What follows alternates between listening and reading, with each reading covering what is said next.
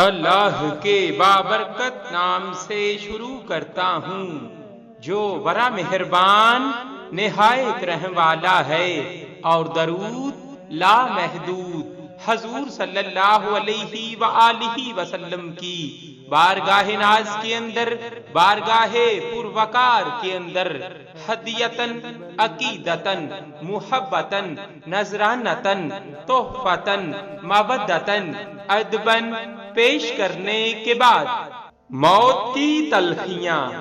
ام المؤمنین حضرت عائشہ صدیقہ رضی اللہ تعالی عنہا نے فرمایا، درود شریف کی برکت سے سکرات الموت یعنی نزا اور موت کی کرواہٹ و کراہت دور ہو کر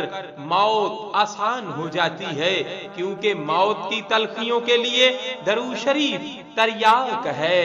صلی اللہ علیہ وآلہ وسلم۔ صلی اللہ علیہ